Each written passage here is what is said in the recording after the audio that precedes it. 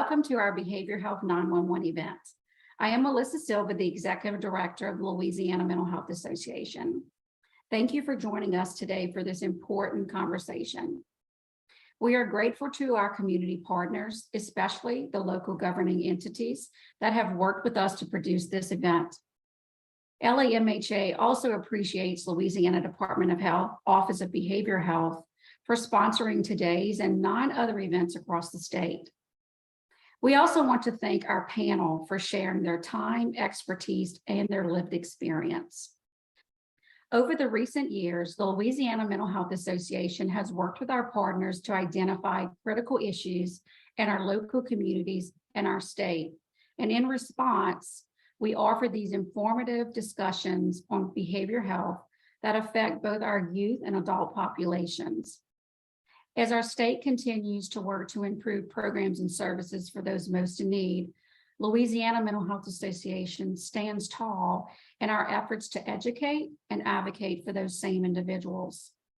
Conversations like the one today are a small but a pivotal step towards breaking the stigma surrounding mental and behavioral health and seeking the help one may need. Before we start this discussion today, I would like to highlight a few of our spring events. Louisiana MHA will be bringing you our virtual public policy on March 2nd, 2023. This is to make it easier for those of you to attend across the state. Our 6th annual conference will be held on April 25th through 26th, 2023, and will feature live virtual sessions. Finally, our Behavioral Health Day at the Capitol will be held on May 4th, 2023. More information on all of the events will be forthcoming, but we ask that you save these dates on your calendars now. Today's panel has been pre-recorded so that we eliminate the risk of technical challenges. There will be a live Q&A after the presentations and the speakers will join us. Please put your questions in the chat. You can add them now, or you can wait to the live Q&A section. Following the event, you will receive evaluation. Please help us improve these events by completing that. Again, I want to thank you all for joining us today. I hope that you learned much from our panel of experts. Have a great day. I'm Sharon Blackman, and I am the Director of Training at Families Helping Families of Greater New Orleans. Our center is one of 10 nonprofit family resource centers in the statewide Families Helping Families network, covering each region in Louisiana. We provide support to self-advocates and parents of children, youth, and adults with disabilities or special health care needs. And we do this through individual assistance, information sharing, outreach, and training opportunities. Families Helping Families of Greater New Orleans covers Jefferson Parish and Southeast Louisiana, but we also take calls from all over the state because our center is also the Louisiana Parent Training and Information Center, Louisiana's only PTI. A PTI is a federally funded resource for parents of children with disabilities. Each state has at least one PTI, depending on the state's population. PTIs are funded through Part D of the Individuals with Disabilities Education Act, or IDEA, and they have several purposes. They teach parents of children with disabilities about their educational rights under IDEA, Section 504 of the Rehabilitation Act, and the Americans with Disabilities Act, or ADA. PTIs provide parents with information about their child's disability. They teach youth and young adults about self-determination and self-advocacy, and they provide resources in the community as needed. A lot of people ask about how we're funded since all of our services are free. We do have private and corporate donors as well as funding through various foundations. But our biggest funders are the U.S. Department of Education and the Louisiana Department of Education, and those provide about 75% of our funding. We also get monies through our Human Services Authority, Jefferson Parish Human Services Authority, and the Louisiana Department of Health. Besides funders, we have community partners. And our community partners are people that we don't receive funding from, but they're involved in the lives of children or adults with disabilities. Our community partners include the other 9 Families Helping Families centers around the state, disability-specific support groups like the Down Syndrome Association, Spina Bifida Association, the Autism Society, and others, school districts, local human service authorities and districts, the LSU Human Development Center, and other businesses and groups that promote positive outcomes for people with disabilities. There are 3 primary programs of Families Helping Families of Greater New Orleans. These are the 3 different pieces that our center provides. Information, resources, and outreach is the first piece. Education and training is the second piece, and peer-to-peer support is the third. And I'll say a little bit about each of these programs. Our first program, Information, Resources, and Outreach. We publish a quarterly digital magazine called Exceptional Times, which is a wonderful resource that includes articles of interest as well as information on current and upcoming events and activities. We have a website, fhfofgno.org, that contains information and resources on numerous topics related to disability. We're active on social media, Facebook, Twitter, Instagram, and YouTube. We attend a host of local outreach events like resource fairs and school events where community partners are invited. We also host one large outreach event in the spring, usually in the spring, but this year it was in the fall. We provide disability-specific information to families when they request it. And we also send out weekly emails with information and reminders of upcoming events, as well as new resources or activities that our families may need to know. And you can go on our website to add yourself to that email list if you like. Our second program is education and training. Our philosophy at Families Helping Families of Greater New Orleans is this: give a man a fish and he will eat for a day. Teach a man to fish and he'll eat for a lifetime. We want to teach our self-advocates and families about their rights under the various disability laws, and we want to help them to learn to advocate for themselves. We offer over 100 training opportunities every year, both in person and online, on every imaginable disability and special education topic. We keep links to archive trainings on our website, and we offer trainings in Spanish. Some of the archive trainings on our website are in Spanish. If a parent needs individualized trainings, we can even do that. Some of the education-related training webinars that we offer include these that you see on your screen: Basic Rights in Special Education, Louisiana's Dispute Resolution Options, IEPs versus 504 plans, Accommodations and Modifications, and Special Education Frequently Asked Questions. We also offer trainings on the transition from youth to adulthood, and at least twice a year, we host an attorney or a financial advisor who talks about special needs trusts or continuing tutorships. You can find those trainings in the list of our events on our website under the training tab. Our third program is peer-to-peer support, and that is what makes Families Helping Families special. All of our staff are either adults with disabilities or parents or family members of children with disabilities. We provide support to other parents because we've been there. We know what a gut punch that diagnosis was.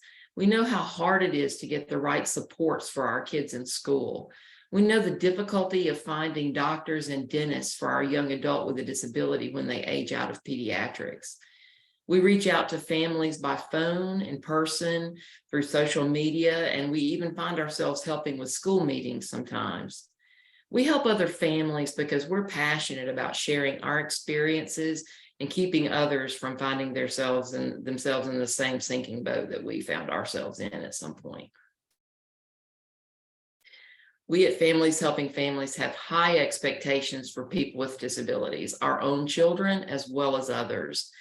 We expect them to be seen for who they are. We expect them to be treated fairly and equitably, to be included in every aspect of society with their peers. We expect them to be assumed competent.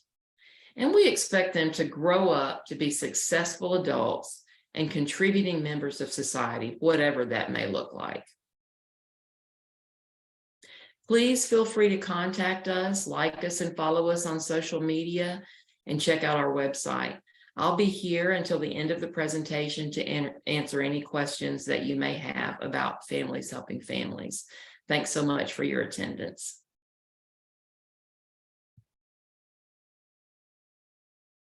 Hi, everyone, and thank you again for joining this important discussion. My name is Tatiana, and I'm the Advocacy and Education Manager for the Louisiana Mental Health Association. We're going to take a look at Louisiana Mental Health Association screening data.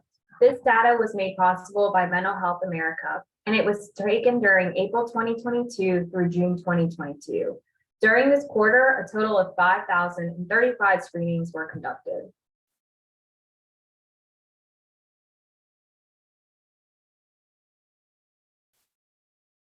This map shows the top 10 parishes that participants screened in.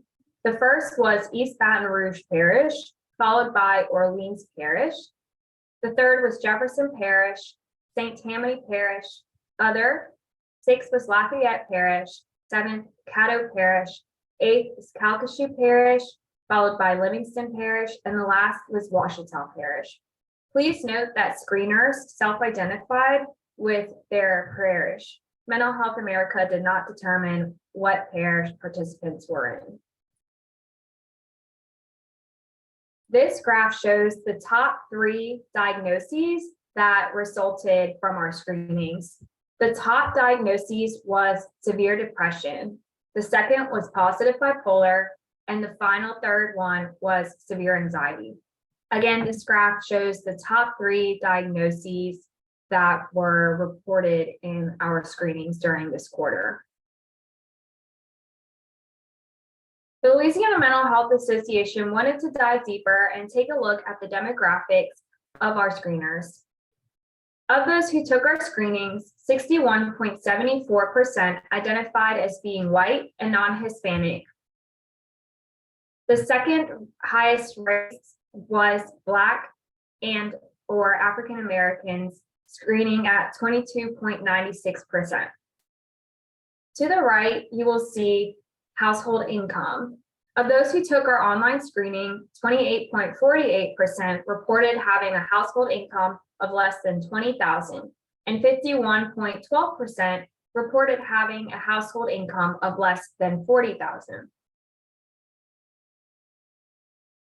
We also wanted to take a look at what gender was taking our screenings at the highest percentage. As you can see here, women composed of 68.68% of those who took our screenings. Males were 27.26%, and those who identified as other were 4.06% of our screeners. To the right, you will see the highest age group of those who took our screenings, which were 18 through 24-year-olds. However, it's important to note that 58.63% of those who took our screenings were 24 and under. This really highlights the need of services, especially in this age population. The screening asked if our screeners had ever received any form of treatment or support for their mental health problem. Of those who took our screening, 53.90% said that they had never received any treatment for their mental health problem. It also asked if they were currently receiving treatment or support. 49.5% reported that they were currently not receiving any form of treatment for their mental health condition. On the right, you will see that 54.15% of our screeners had never been diagnosed with a mental health condition. However, it is important to note that 82.84% reported that they did have some form of health insurance. We wanted to dive deeper and identify the special populations that took our screenings. As you'll see here, students made up the highest group of special populations who partook in our screenings at 2,320. The second highest were trauma survivors at 1,252, followed by the third highest population, which were members of our LGBTQ community at 1,251.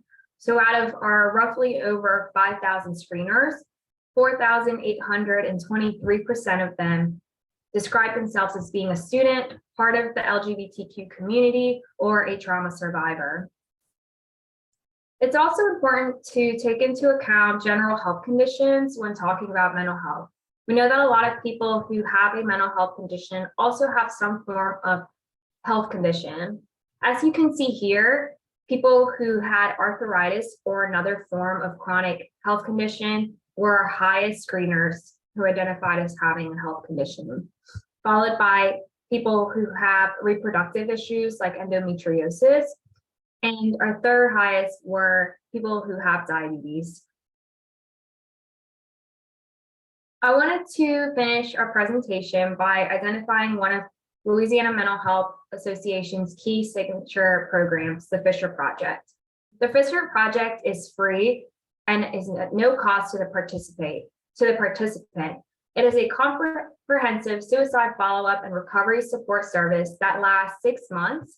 And during those 6 months, participants get peer-to-peer case management and participants are screened for suicide risk, safety planning and means restriction, as well as transition care and warm hands-off to either treatment or their respective communities. It is a constant ongoing assessment, again, led by our peer support specialists. If you have any more questions on the Fisher Project, please email us at fisherproject@louisianamha.org or give us a call at 225-960-6800. I hope you enjoy the rest of our presentation today. Thank you so much and take care. Hi, my name's Ken Brown, and I'm a teacher in Lake Charles, Louisiana.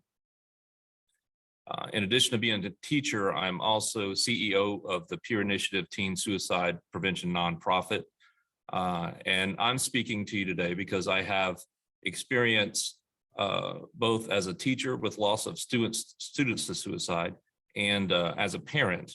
I have personal experience with a son who suffers from depression and has had suicidal ideation. Before we begin, I'd just like to start with this. As I said, I'm a teacher. I'm not a mental health professional.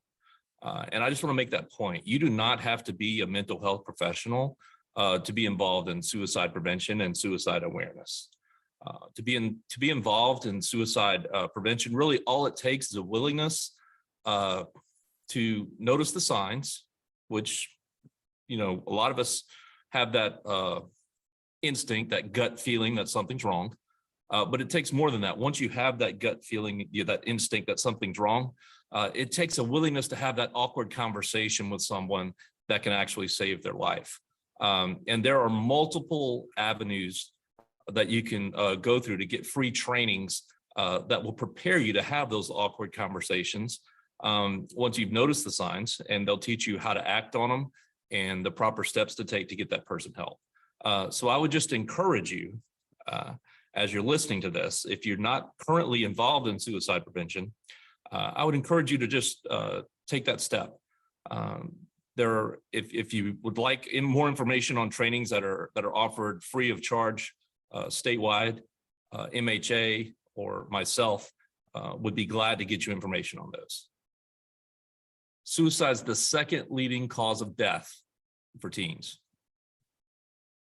First cause of death is car wrecks. And as you can see, there's a disparity between deaths by suicide in young men and young women, a large disparity there. Young women actually have more attempts, but young men are actually more successful at completed suicides. This is showing that this teen suicide epidemic is not a local or a state issue. This is a national and actually a worldwide issue. So what this map is showing is that Louisiana is right there with the national average, where the suicide rates have increased in the period from 2016 to 2018. They've increased by approximately 50%.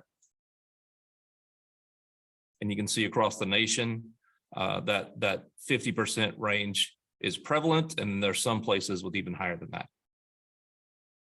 So we've already said suicide is the second leading cause of death.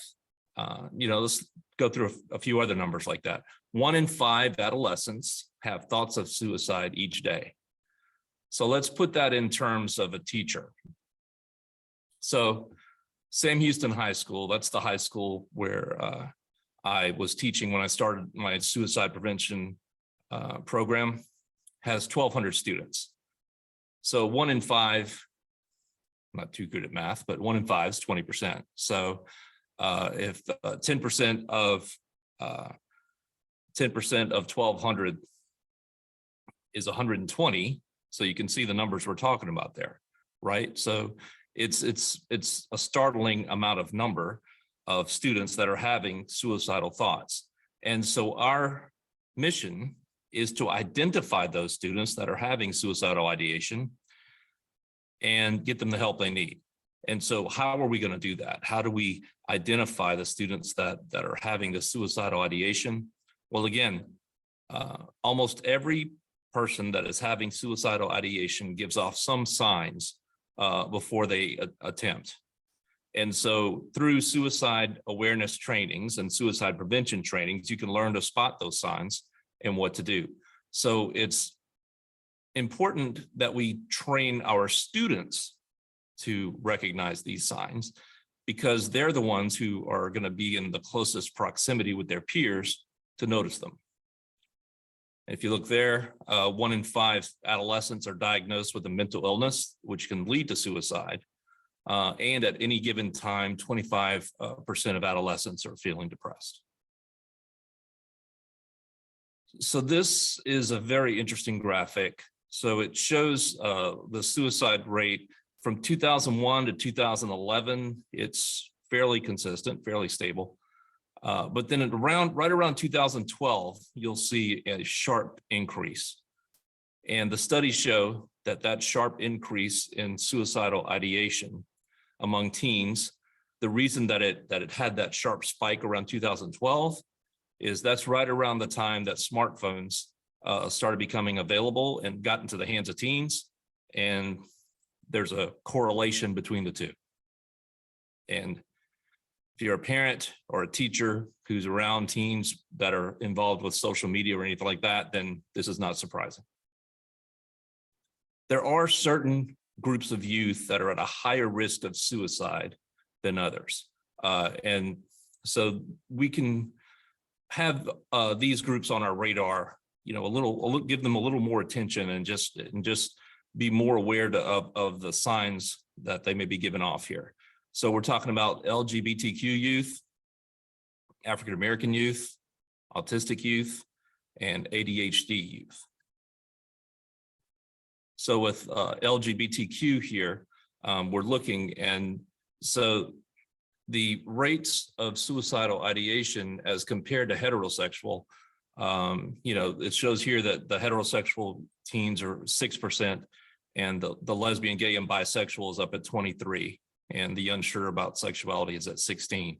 So those are dramatic increases that we need to be aware of if we're around these youth, so that we can protect them. And there are ways that are listed there that schools can implement. They can create safe spaces. They can put, gay alliance groups in the schools, straight gay alliance groups. We've done that. You can work to reduce the stigma.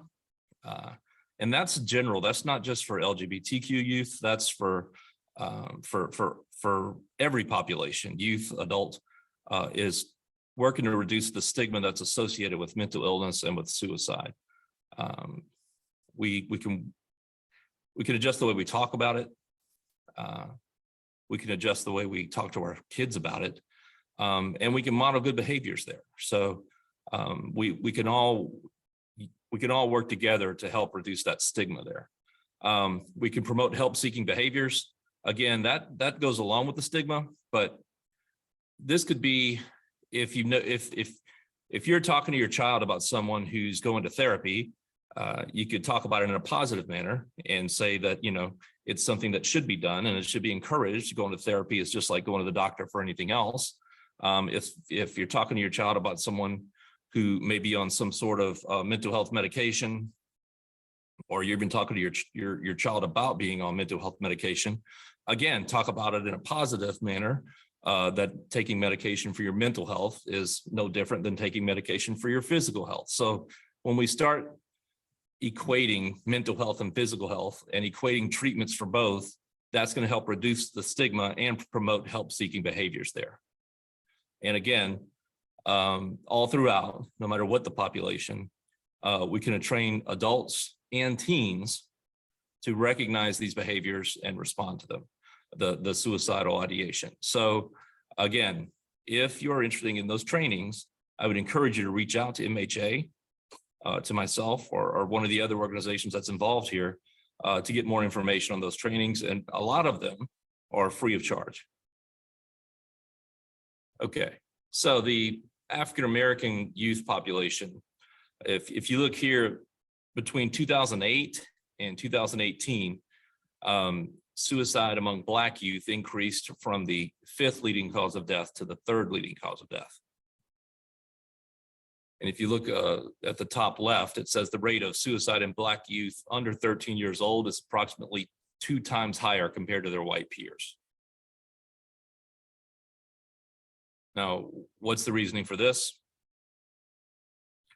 There's a stigma in the Black community as well about talking about mental health and seeking treatment.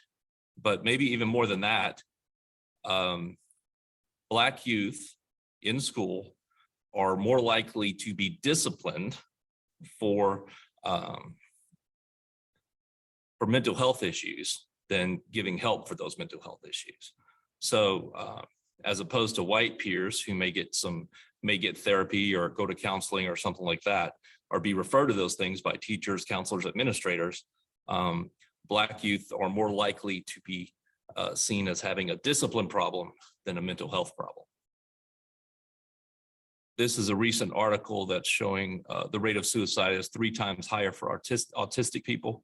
And the reason for this is bullying, the trouble with social integration with autistic teens. Autistic teens want to be involved socially. They want to be able to interact with their peers. And to the extent there are barriers to those things happening because of stigma or whatever else, these can lead to depressive episodes and suicidal ideation. And just as autism can raise the odds for teen suicide, there's also ADHD can raise the odds for teen suicide. And one of the reasons for the rise of the risk if you're ADHD is that those youth are more impulsive, and this impulsive behavior can lead to higher suicidal ideation and suicidal acts. So this goes for all the different groups, just teens in general. Again, it's the 2nd leading cause of death for teens. The problem is suicide is the 2nd leading cause of death for teens, but no one's talking about it. So let's just look at this. Here's the bottom line. Teens are relying on adults who won't acknowledge or talk about the teen suicide epidemic to find a solution to the teen suicide epidemic. So one more time, just let that sink in. Teens are relying on adults who won't acknowledge or talk about the teen suicide epidemic to find a solution to the teen suicide epidemic. This will never work. We must train and empower teens to see the signs and to intervene on behalf of their peers If the adults aren't going to talk about this problem, if the adults aren't going to be part of the solution, then the teens have to talk about it and the teens have to be their own solution. We must also help teens to see, again, that seeking help for mental illness by means of therapy or medication does not equal weakness. And this is going to help break that generational cycle of stigmatizing suicide and mental illness and talking about it and breaking that cycle of stigma. That's what's going to save teen lives. And that's all I have for today. So I really thank you for inviting me here to speak on this. I hope that some of this was informative. Please, if some of these, if this raised questions that you have and they didn't get answered today, please don't hesitate to email me. I'd be glad to talk with you. If you'd like more information on training for either teens or adults, I'd be glad to talk to you about that. I am certified to give Safe Talk and about to be certified to give assist training. So I'd be glad to talk to you about those trainings, what they mean, and set some up in your area. So again, thank you very much. My name is Julia Oje, and I'm a senior here at Sam Houston High School. I am a part of the pilot and peer support team club, also at Sam Houston.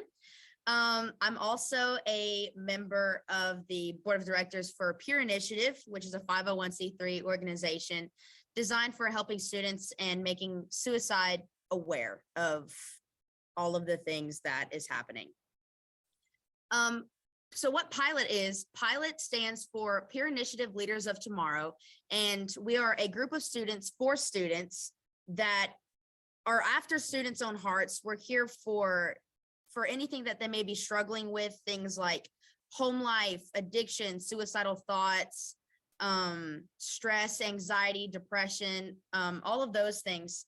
We're students for students. We're here to listen to that. We're here to be the help that students may need. In order to do that, we actually, all of our pilot members, we go through training. And that training includes a presentation by Safe Talk. It's a whole session where we go in and we sit down for a couple of hours and we learn how to be aware of suicide and notice the signs, how to discuss it, how to bring it up in conversation to connect with somebody who may be struggling. Suicide is more common than people might think. It shouldn't be taboo to talk about. It should be talked about. People feel ashamed, guilty, or they feel less than human for having suicidal thoughts, or if they may be struggling with depression and anxiety, as I said. But we're here to tell them that it's okay to have suicidal thoughts and it's okay to feel the way that you do. And we're here to help you, and we want to help, and we want to talk one-on-one with you. We actually offer sessions here at Sam Houston. We provide one-on-one time where somebody can come forward and ask for help, to reach out, and we will look at their schedule and we'll take time out of their day, to 20 to 30 minutes out of their day, and sit down with them in private and talk with them about whatever. If they're having a bad day, if they had a death in the family, if they're struggling, we sit down and we talk with them. It's all confidential. All of it stays between the sessioner and the sessionee, for lack of better words. It is more common now that we're sort of advertising Pilot, that people come forward to look for help. During our 7th hour, which is our fuel hour, the Pilot team, in teams of 3, we go to each classroom and we talk about Pilot and peer support team and what we do, how we can help, etc. It has proven very successful.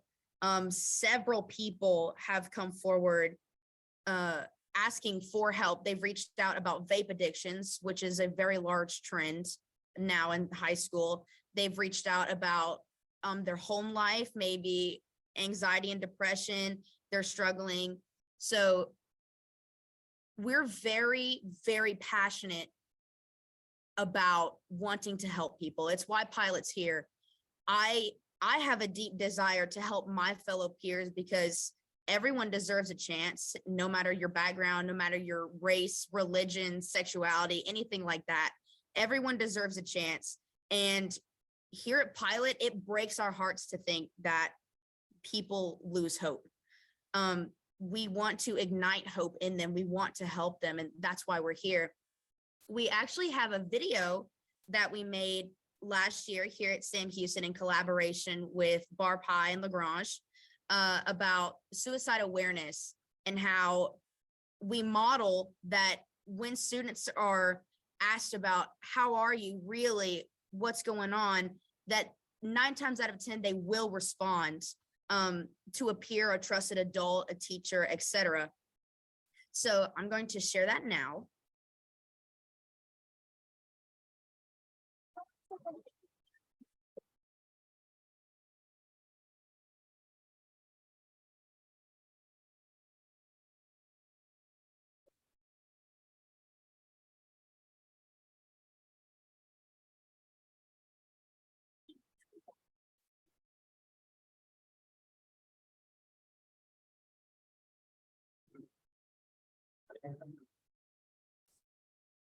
Man, what's wrong? You never make lower than an A. Mind your own business.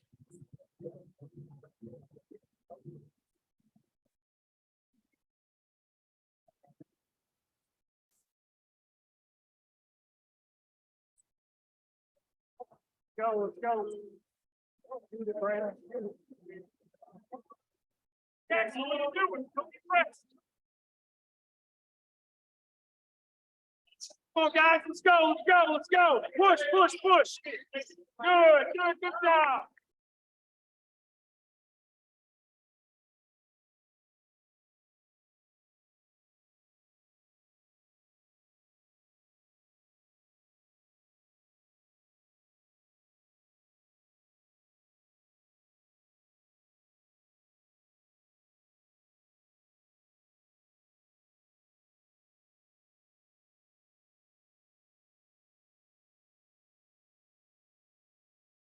Okay.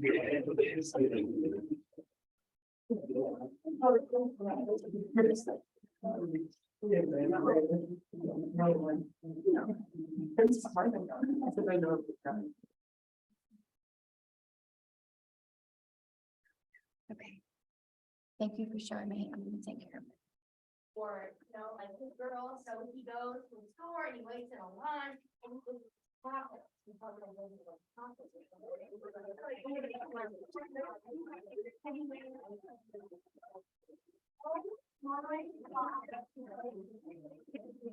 know we're all theater kids, right?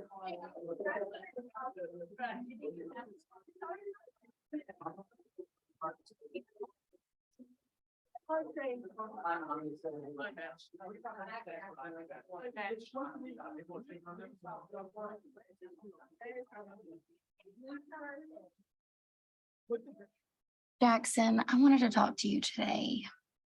Are you okay? I've noticed some things. Your grades are dropping, and you're not as bubbly in class as you normally are. I even talked to Coach, and he said that you weren't even wanting to dress out.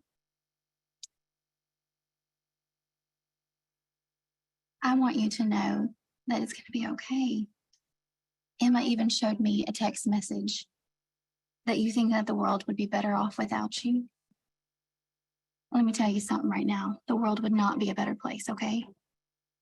Are you thinking about suicide?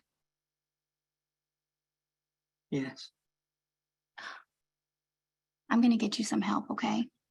You're going to get through this. I hope you all enjoyed that video as much as I did.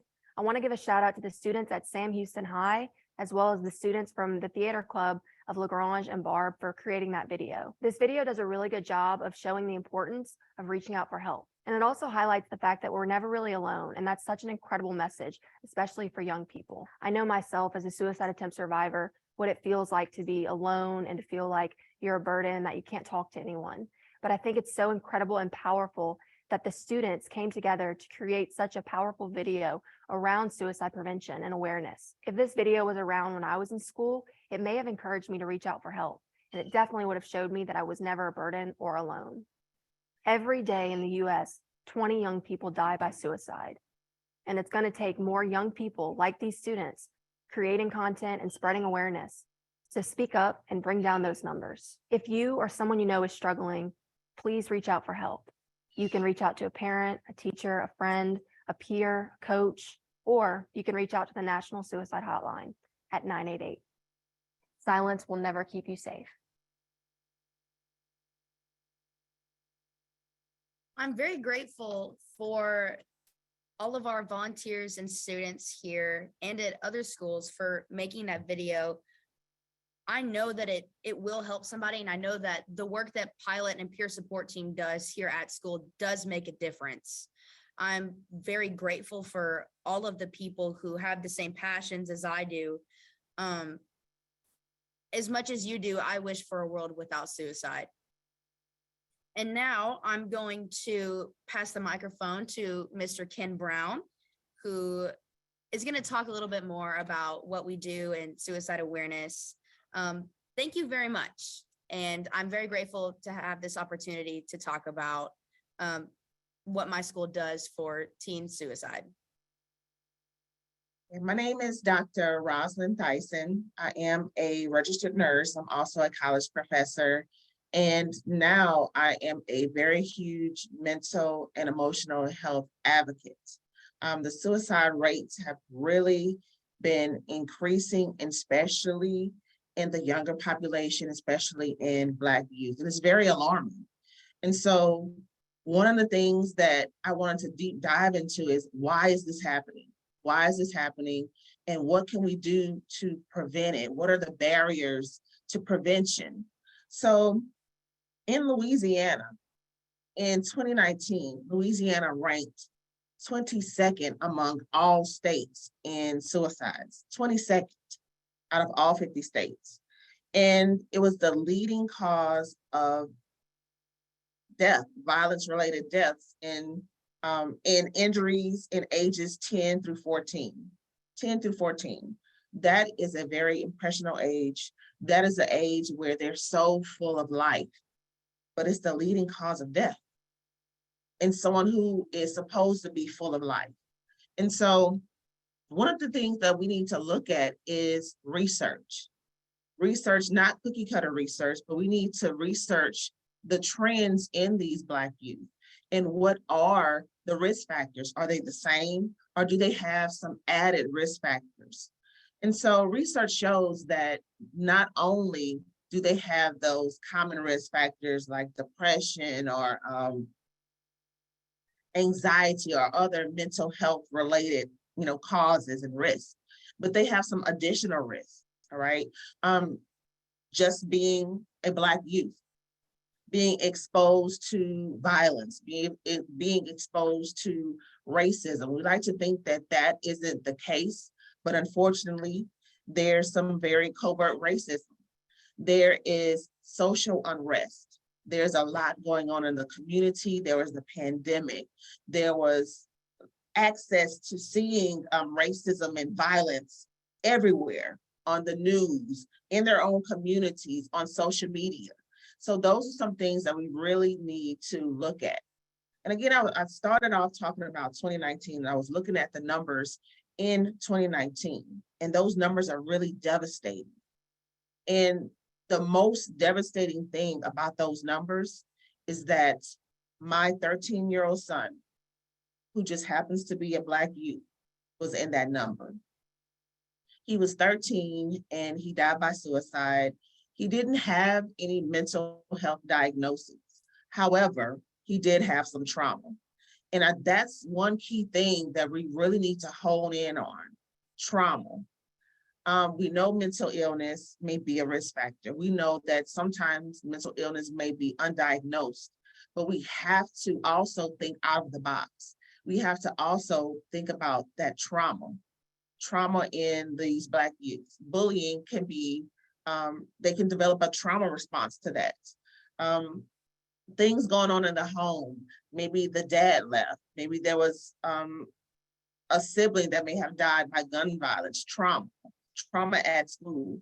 So, and we have to look at trauma in their eyes. Okay, not just typical, this is what trauma is and this is how trauma presents itself. So when we look at these risk factors and we're looking at trauma as a risk factor, we have to research trauma in using their lens. So how do they define trauma? What impact does trauma have on their lives? How do they respond to trauma? So a lot of research needs to be geared toward that, and also just overall additional risk factors. Okay, so that means that we have to listen. Okay, we have to listen to lived experiences. We have to consider the current research that we have, but we have to add to it. And the key thing to adding to it is to hear those voices, to understand life through the lens of a Black youth. I'm going to share my screen because I want to kind of pinpoint. So here I just have, just to bring it home and just to put a face to suicide, put a face to the impact of suicide in the Black community, the impact of suicide on a Black family, the impact of suicide, suicidal thoughts, suicidal behavior on a Black youth. Okay, this is my son, Trey. And Trey, again, he was a victim of bullying and all forms of bullying. And of course, when we think of bullying, we do know that these kids, sometimes they do go into a depression. They do become withdrawn, okay? But there's sometimes, because kids often are so resilient, they're so good at keeping their emotions in, that we don't notice those subtle signs, okay? So was Trey sad? Yes, he was sad, but he didn't display the telltale signs of depression, or that he was thinking about taking his life. So that means we have to rethink how we address their emotions and how they interpret their emotions. Okay, so what can we do? Research, and taking research to that next level. Researching again, how do they define trauma? How do they define joy? Okay, so we got to look at the good and the bad, and then we have to also ask them, how do they cope? So one key thing in research that I think may be missing is their lived experiences, their voices. Also communication. Talking about suicide is so scary. It's so scary. It's scary for adults. It's scary for parents. And I'm speaking from a healthcare professional and also from a mother who lost her son to suicide. Starting that conversation, where do we even begin? A lot of times, parents may kind of touch on the emotions and how was your day, but we don't go deep into it because either we're busy or deep down, we're truly afraid of the answer. So we have to be able to start that conversation. And when we start that conversation, allow that youth to take control of the conversation. Because sometimes as adults, we want to direct how the conversation goes. But we have to make sure that we allow them the space. We want to create that safe space for them and also let them control that space. So communication, starting that conversation and allowing them to express themselves non-judgmentally. And sometimes that can be hard for an adult. It can be hard for a parent. It can be hard for anyone who interacts with children. Okay, because sometimes we may not understand their feelings. We may not be ready for what they have to say, but we have to really listen and listen non-judgmentally. Allow them that space, because a lot of times youth, especially Black youth, who sometimes feel as though they do not have a voice, what they really want is to be seen, to be heard, and to be understood. To be seen, to be heard, to be understood. And as we're thinking about ways to prevent suicide in Black youth, as we're thinking about ways to overcome those barriers, those risk factors, we have to think with compassion as well. We have to involve the science. We have to involve these youth. We have to hear their voice, but we also have to do all of this with compassion. We have to develop that helping, trusting relationship so we can guide them to a safer place. So we can guide them to safer coping mechanisms.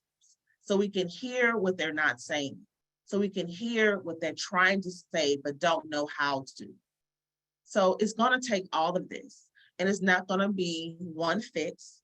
We have to combine information from medical professionals. We have to combine information from those researchers, from those people who are experts in mental health care, from parents who may have dealt with Black youth who have had mental and emotional health challenges. We need to include those parents who have lost children to suicide. Also, those parents who may have lost a child to suicide and now still have to work with the other children to ensure that they still have a safe space to where they can grieve and also share their emotions and their feelings and just what's going on with them mentally. So it's a multifaceted approach. There is no one way to fix this. There's no one way to address it, to research it. It's going to take all of us. It's really going to take the village. So this involves including everyone. So it's all hands on deck. I know that, again, starting this conversation is so scary. And it's scary because we have these children who are losing their lives and we don't know the answers yet. So that fear of the unknown, the fear of, I don't know what this is about, I don't know what to do. But we have to use that fear.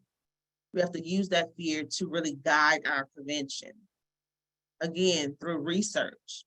And we need to research, again, what does trauma look like in a Black youth? How do they manifest trauma? How do they respond to it? What is their definition of trauma? Okay, and not just look at the trauma, we have to also look at ways that they find joy. Because anytime we're dealing with mental and emotional health, we have to put that hope back into the prevention. Just as when we have someone who has any type of physical illness, okay, we provide that hope through treatment. So we're telling them about treatment. This is what's going to help you. And that just knowing how it's going to help provides that hope. So we can't erase the hope out of suicide prevention. Okay, that still has to be in the center of the research. It has to be in the center of treatment, and it has to be the goal. We have to reinstill hope. So again, what can we do? Research, research, research, okay? All hands on deck with research, okay? Thinking outside of the box, using the lens of a Black youth in a society right now where there's so much heaviness and so much unrest, and knowing that that heaviness and unrest impacts the mental and emotional well-being of children, especially teens who are still trying to figure it out. Communication, being able to start the conversation, but not just starting the conversation, being able to listen non-judgmental, being present in the moment as we're listening to these youth, allowing them to take control of the conversation, allowing them to be able to express how they're feeling. Because again, we want them to know that they are seen, they are heard, and they are understood.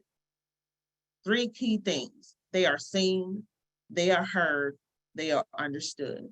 And when we give them that space, then we can learn so much about these risk factors.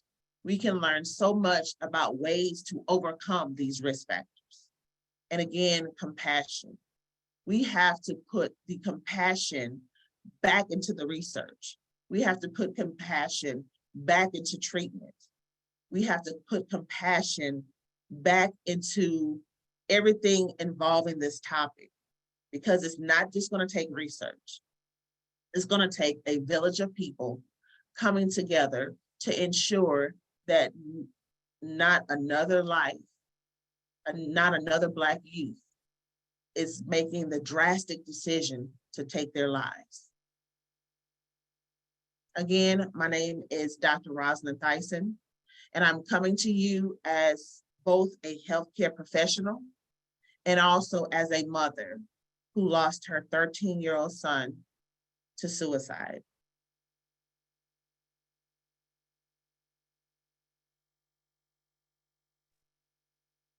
Hi, everyone, and thank you so much again for joining our important presentation today. We're now going to move into Q&A with our speakers, and just a heads up, Ken Brown should be joining us. He's actually in a training right now, but he may be joining us at 12:30. I wanted to first ask Sharon a quick question. We do have several people joining us from out of the greater New Orleans area. If a parent is interested in getting connected to helping families in a different area, how should we direct them to them? We have the list of Families Helping Families centers on our website, and that's at fhfofgno.org. And at the top on the menu bar under who we are, we have the list of Families Helping Families centers, because we are statewide. There are 10 of us around the state. So you have that list there. Okay, great. Thank you so much. I also saw in Ken's video a statistic that was really alarming, was that for people who have autism, they're 3 times more likely to die by suicide. Have you seen any statistics like this in your field or in the greater New Orleans area? We honestly don't get a lot of calls for mental or mental health issues. But what we do see in our school calls, which is mostly what we get, and what we do see is that parents are struggling because their child is being bullied. And of course, bullying leads to a lot of those types of issues with depression and suicidal ideations. So what we highly recommend is that parents be on top of things with their child's IEP. Make sure that the school handles any bullying incidents appropriately, as is part of they are required by state law to handle bullying in certain ways, and parents need to be on top of that. They need to be sure that their child's behavior plan, if there's a behavior plan in place, that is followed. There are things that they can do with their child's IEP to help protect their teen or their child from bullying and from having the mental health issues that result from that. Thank you. We know bullying is definitely a risk factor for suicide, unfortunately, and it's something that we don't really discuss as much, or maybe sometimes we don't take it that seriously, how much it really can affect our youth. Speaking of these alarming demographics, Rosalind, you really elaborated just how prominent suicide is in Black youth, and just devastating statistics on that. What can we do as a community and as allies to kind of protect our Black youth from these devastating statistics that we're seeing? The biggest thing is to be open to listening. I know one of the panelists did mention about Black youth being more likely to be disciplined for mental health issues, as opposed to getting those referrals that other students from other demographics may get. So I think being open to listening, and even if that means more training for those teachers or those who are involved in any youth education or anything like that, getting some additional training to show them that, hey, they may display this type of behavior, and it may not be a discipline issue, it may be a mental health issue. So I think being open to listen, and then just more training.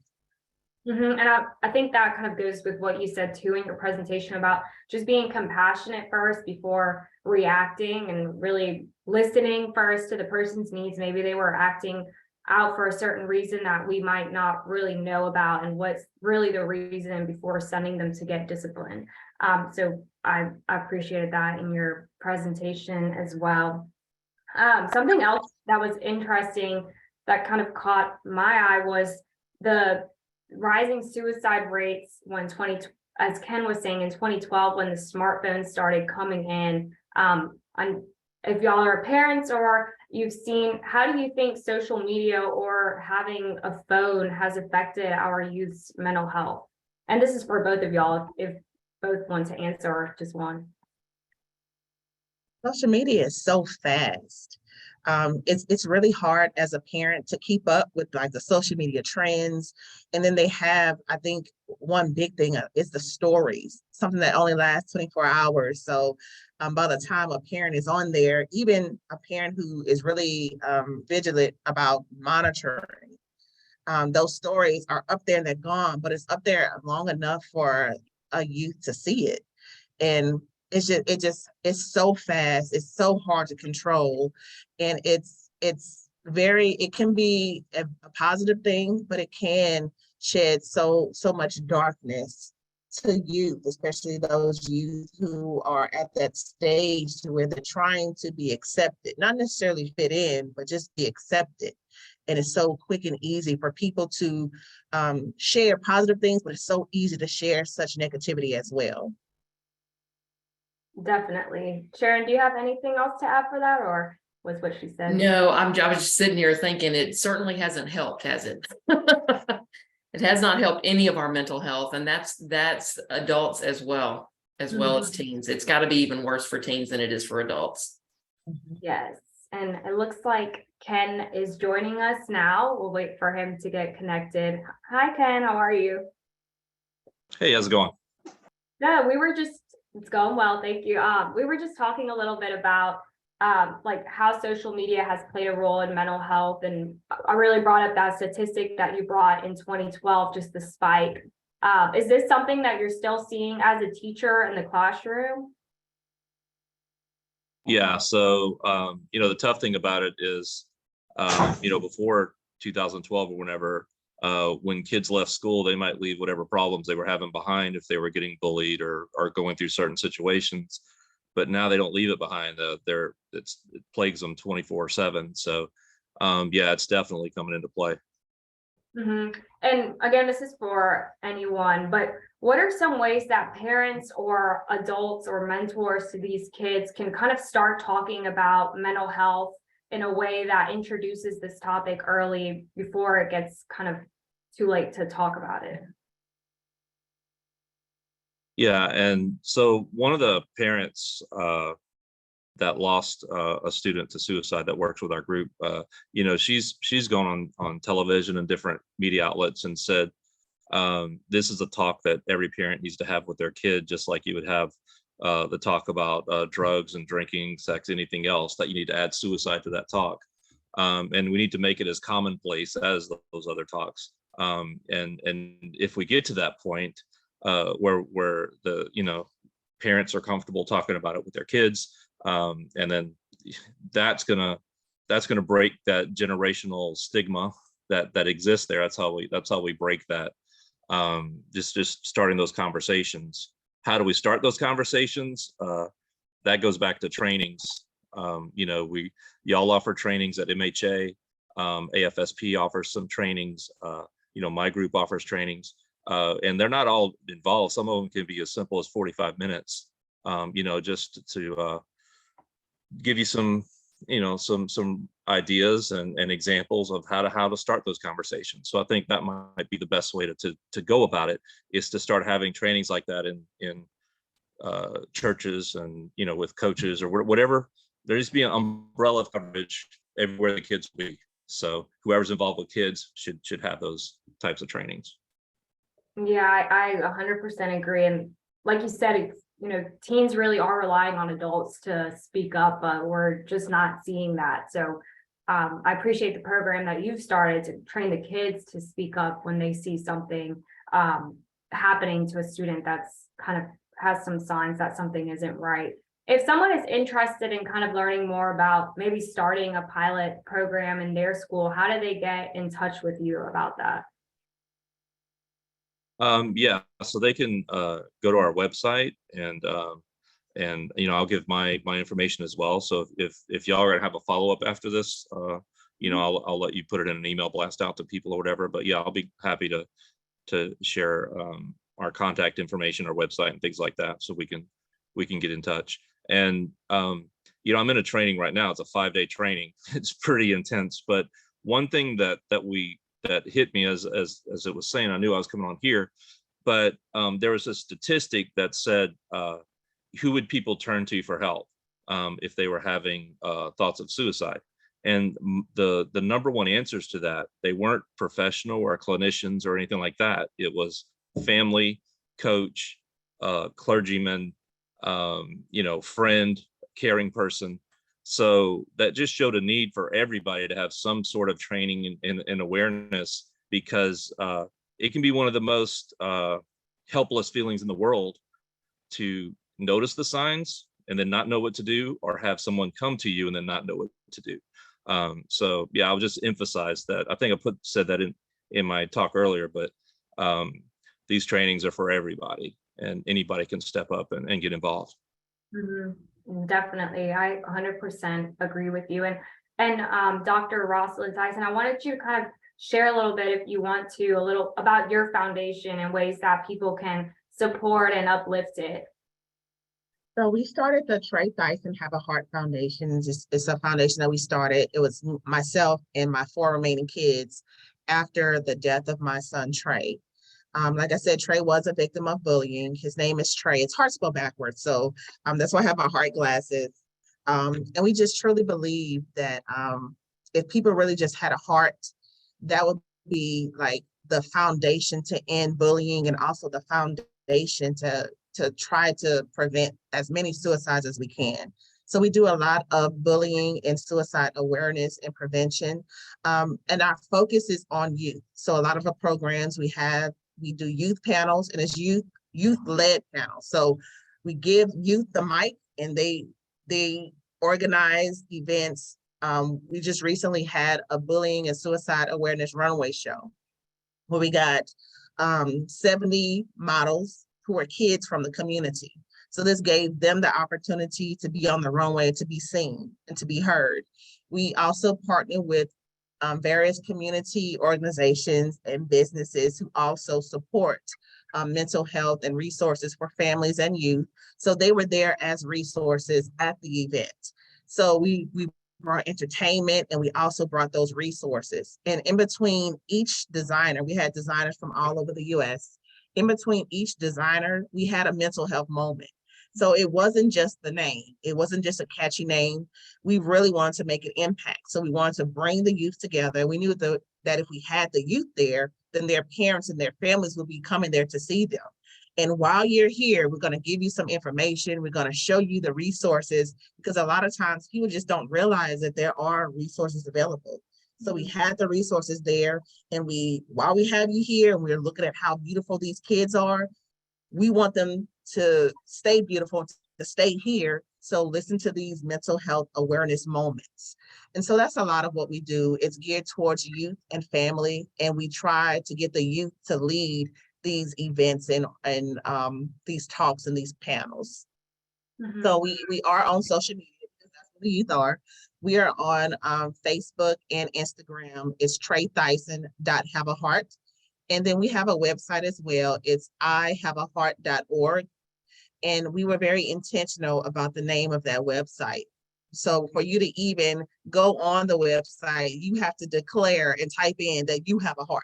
So again, compassion is a big thing when you're doing this kind of work.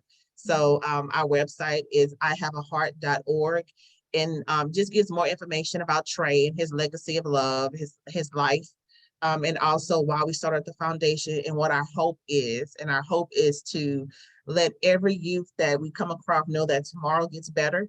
But in order for tomorrow to get better, they have to be here to see it. Thank you for sharing it. I'll be sharing both the Youth Peer Initiative and the Have a Heart Foundation websites on our follow-up email. after we conclude today's presentation. I see someone put in the chat that one of the biggest problems is the lack of behavioral health services in the state. And again, that's one of the reasons that we have these behavioral health 911s, is to really bring awareness to the issue and find ways to be better advocates to help our youth and our community. I see that we have no more questions, but I did want to wrap up with one question for everyone. Just a key takeaway that you've learned or that you want the audience to learn from today's webinar. One thing that I want people to know is that it's gonna take all of us.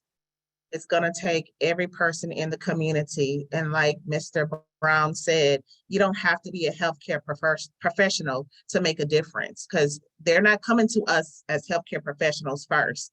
They're going to those that they see all the time. They're going to those in the community. So my thing is, it's going to take all of us, and we are all capable of preventing suicide. We all are. And I would just emphasize that the reason I'm at this training this week, it's an assist T4T training. So I'm getting trained to deliver assist trainings. And the reason I'm doing it is we're going to start delivering these to the students.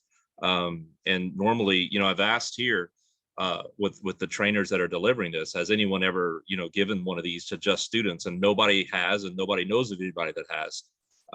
And so I think that's an area we need to move forward in, is to empowering the students to notice the signs and take action, because they're the first ones that are going to notice the signs. So I think if anybody out there has students or groups or anything, we have resources available to you for free trainings for your kids, and we'd be glad to help with that. So Sharon, do you have any last takeaway? I'm just amazed by the presenters, and just really thank you so much for all the work that you're doing.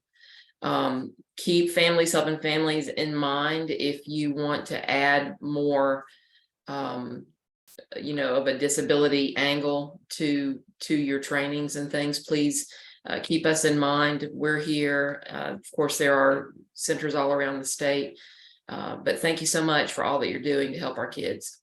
Thank you, Sharon. And we want to thank you and Families Helping Families of the Greater New Orleans area for partnering with us for today's important presentation. We will be sending a follow-up survey, as well as, like I said, the links to connect you to the resources that we've learned about today. If you have any specific questions about today's panel, please feel free to email me, and I'll try to connect you to the best of my ability to that answer. We want to thank y'all again for tuning in, and we hope that you have a great rest of your week, and happy Veterans Day for any veterans that are watching. Y'all take care.